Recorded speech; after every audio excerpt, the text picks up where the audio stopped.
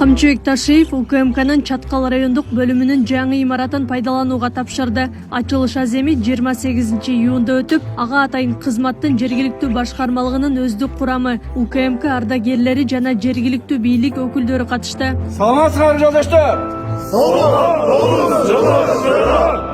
Чаткал райондук бөлүмүнүн жаңы имаратын ачылышы менен куттуктайм. Эркентөр! Урматтуу кызматкерлер, биз бүгүн айрыкча райондук бөлүмдүн алдында турабыз. Себеби дегенде Жалал Абад облусунда Чаткал районунда райондук бөлүм болгон эмес.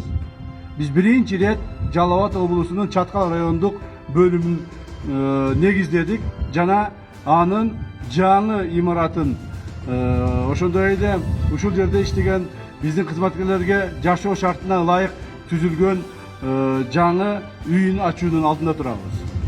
Урматтуу кызматкерлер, биз ушуну менен Жалал Абад облусун комплекстүү түрдө бардык керектүү кызматтык имараттар менен толуктап бүттүк.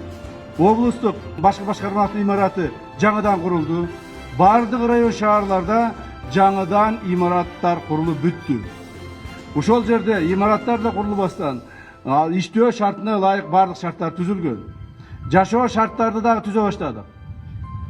Демек, биз Улуттук коопсуздук мамлекеттик комитетинин кызматкерлери өзүбүз жан дилибиз менен, берилгендик менен мамлекетке кызмат кылууну улантышыбыз керек. Андан ары да күчөтүшүбүз керек. Чаткал району мурдагыдай район эмес. Чаткал району азыр чоң район. Чаткал районунда өтө көп инвесторлор бар.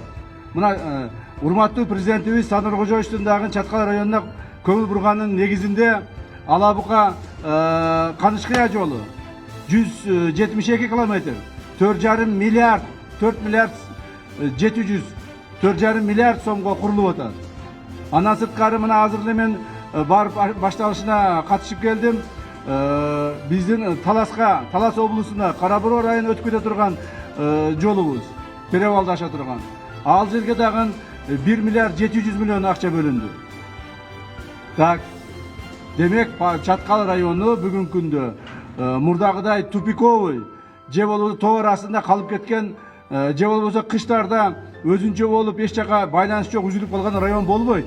Мындан ары Чаткал району толук бойдон өзүнүн байланыштары менен бар район болот.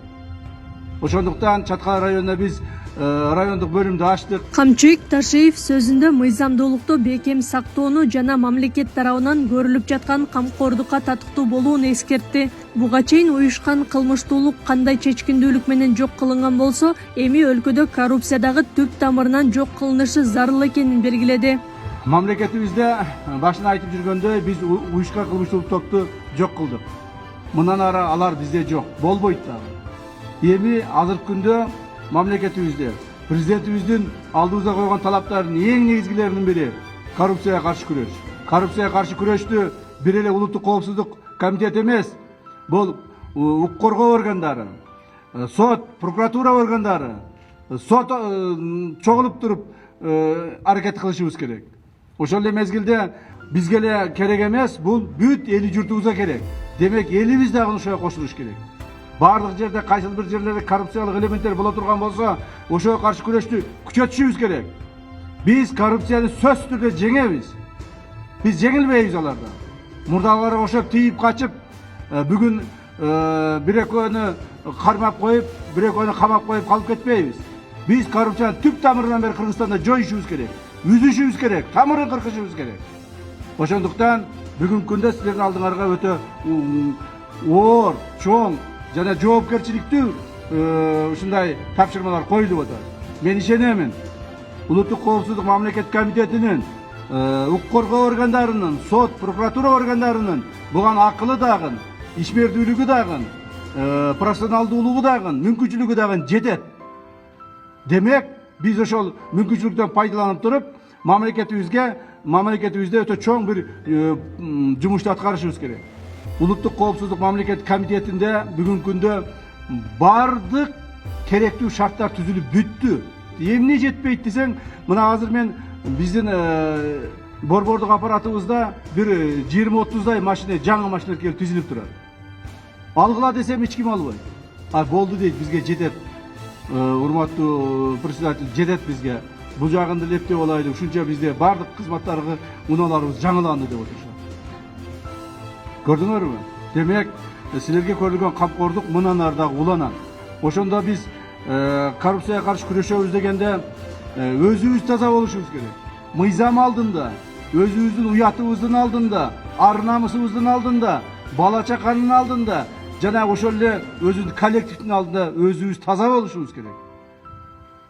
Кээ бир уяты жок, акылы жок, ушундай кызматкерлер чыгып атат.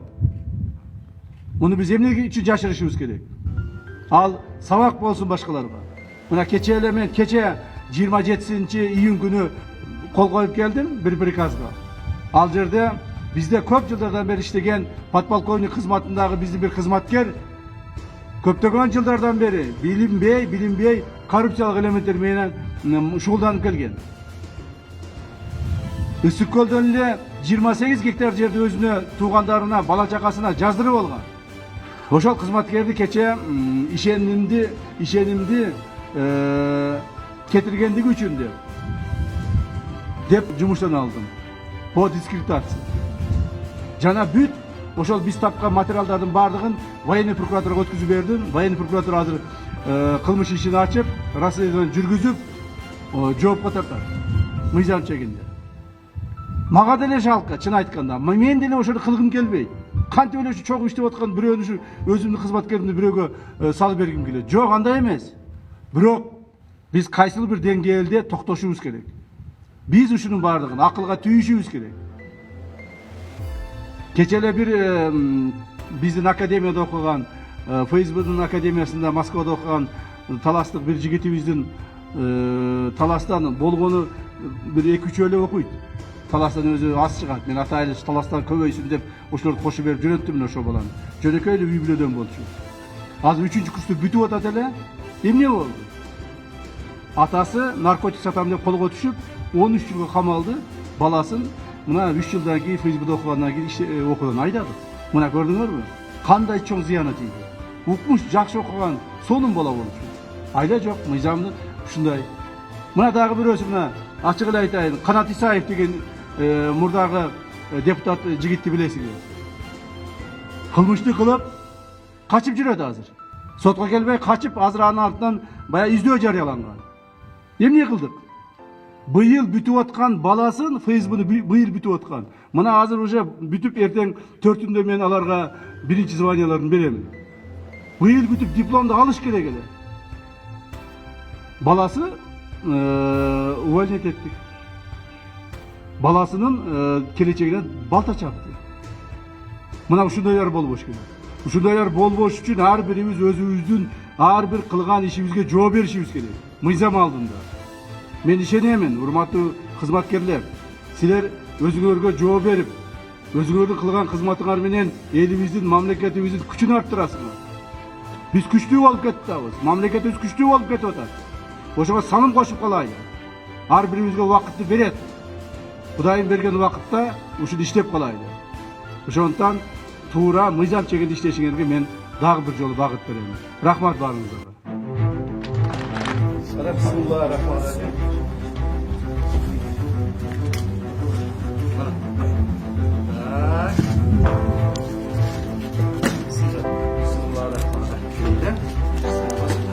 Bölüm Düstur. Oluşturma. Çatkaların bölüm yedirisi baba. Erken dur. Баардыгы жетишет. Кабинет, жаңы, эбелердин баары жаңы, Муаз жаш иштейм. İngiliz bolsa.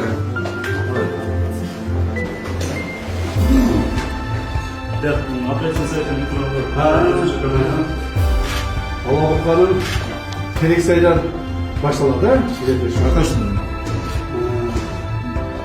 Қанша айда оқырыпты? 2.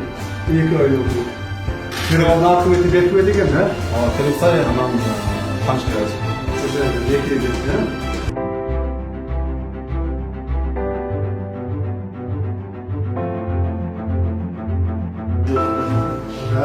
Қараңызшы.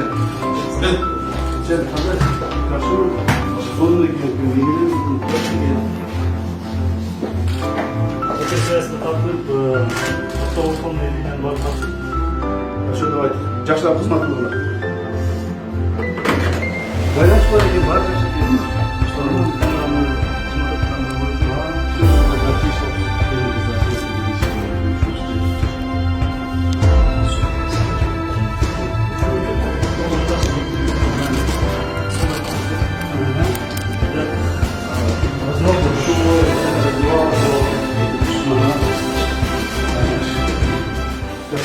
Çakallar şunday. Administrasyon programı.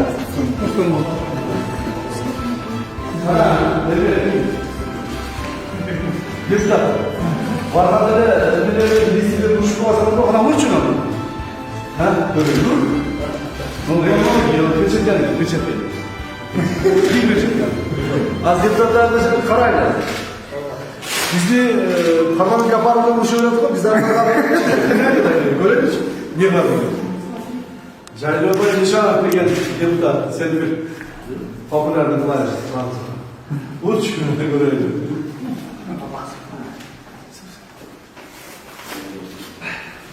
Так, на. Все команды. Жаштал. Эй, бочка. Вот так, вот, молодец. Жакшы. İyi болду. Камчек Ташиев УКМКнын Чаткал райондук бөлүмүнүн кызматкерлери үчүн курулган кызматтык үйдүн дагы ачкычтарын тапшырды. Эми кызматкерлер башка жерлерде эмес, райондук бөлүмгө жанаша жайгашкан жаңы кызматтык үйдө өз үй бүлөлөрү менен жашап кызматын аткарышат. Кандайсыңар? Жакшысыңар, десип жакшыбы? Жаңы кызматка көчүп келдиңерби? Кандай болду? Жакшысыңар. Кандай болду? Жакшыбы? Салам. О, алейкум ассалам. Ай, молодец. Алейкум ассалам. Салам, кандай жаксыңар? Красавица, кел колду. Ай, молодец. Так. Сени баштайын, Я кызматына коюлат. Сен үчүн биз рахмат. Жакшы чыгат. Тоюткан кызмат бол. Рахмат. Атылган кызмат бол. Рахмат.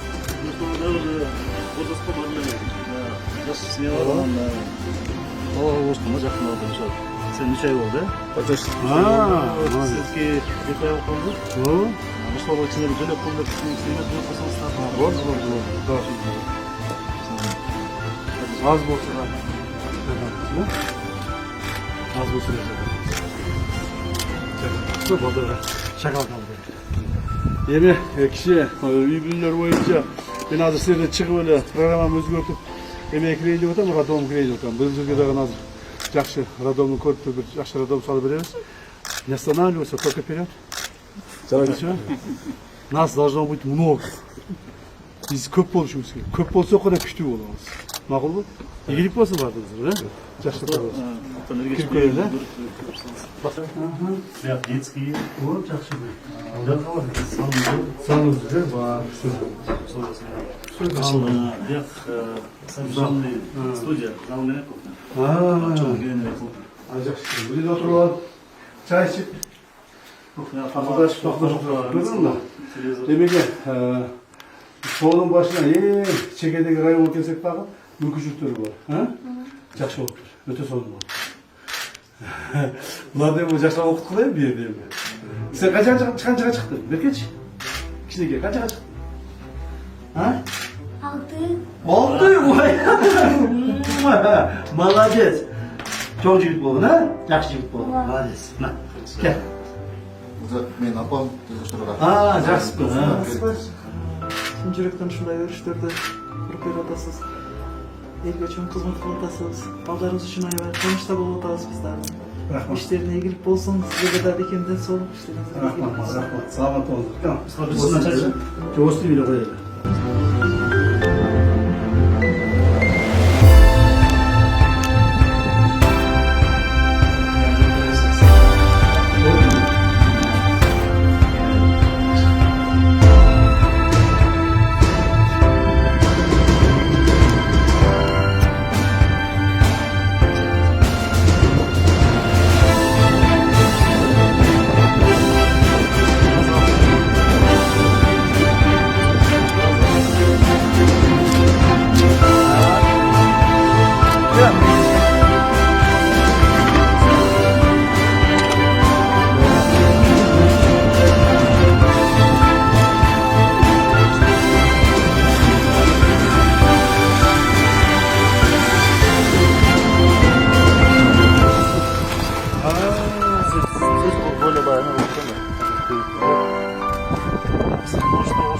QR-кодты атайыңыз атты башка. QR-кодты телефонда кесіп кетсе, қалдың тарық шығады, соясың. Атайыншты электронный наведение қылып бізде. Отлично, жақсы болды. Ташты қойыпсың да. Акылай Карабаева, Замирбек Тойчубаев, регион Чаткал району.